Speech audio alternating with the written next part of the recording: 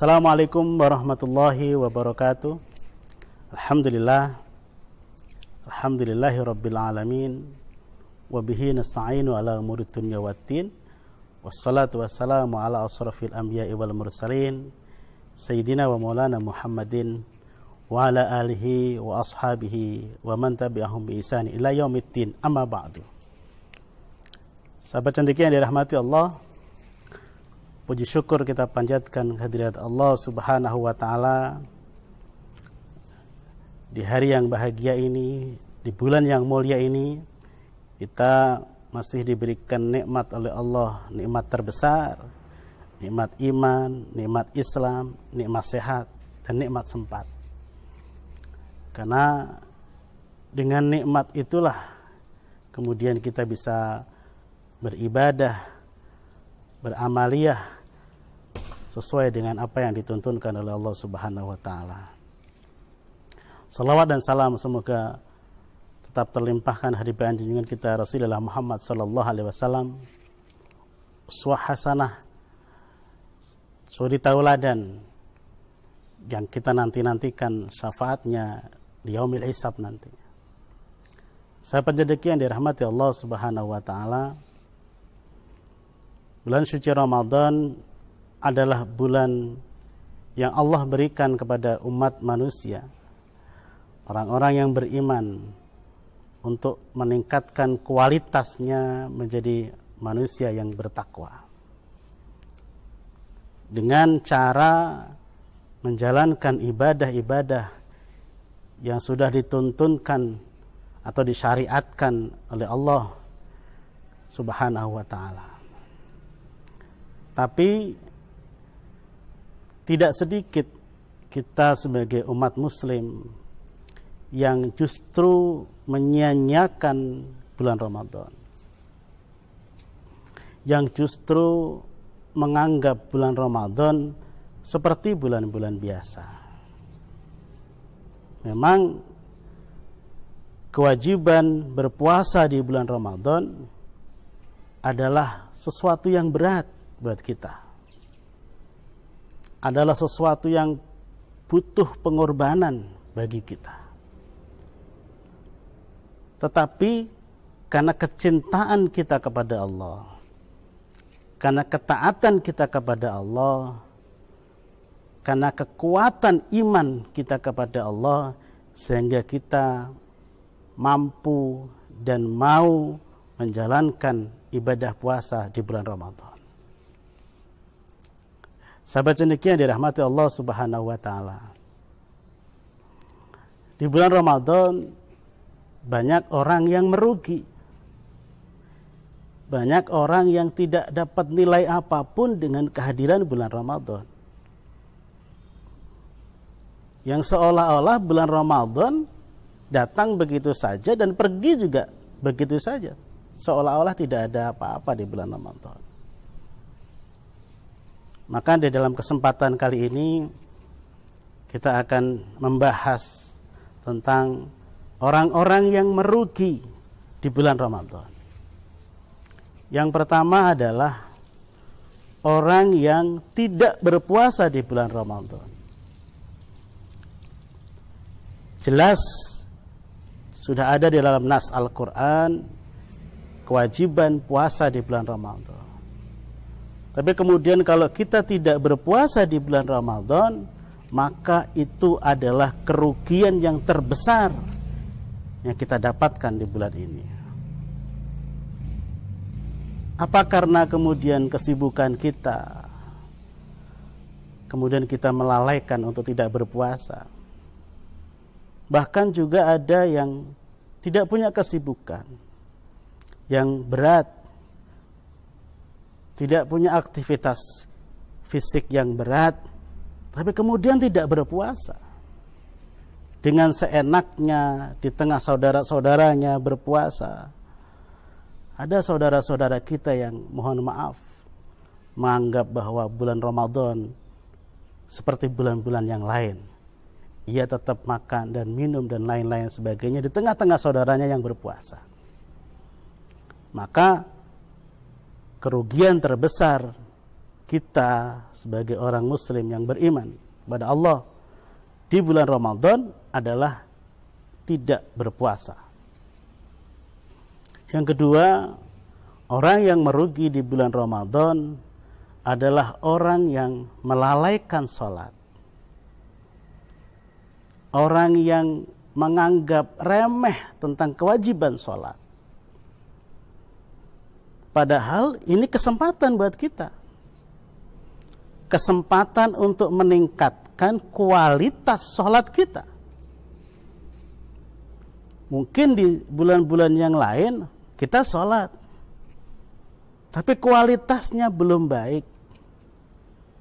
Maka di bulan ini harusnya menjadi kesempatan buat kita untuk meningkatkan kualitas sholat kita, meningkatkan kualitas ibadah kita kepada Allah Subhanahu wa Ta'ala.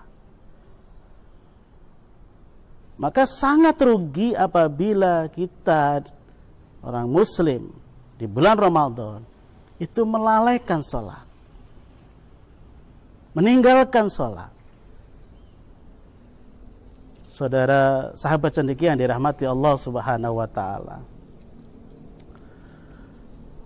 padahal sudah jelas Rasulullah Sallallahu Alaihi Wasallam mengatakan dalam sabdanya bahwa as-salatu imaduddin, salat adalah tiang agama.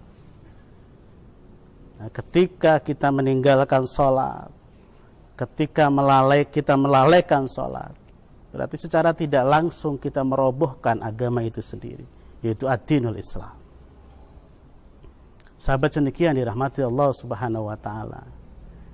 Yang ketiga, orang yang merugi di bulan Ramadan adalah orang yang tidak menyelesaikan sholat tarawih, atau orang yang tidak sholat tarawih di bulan Ramadan.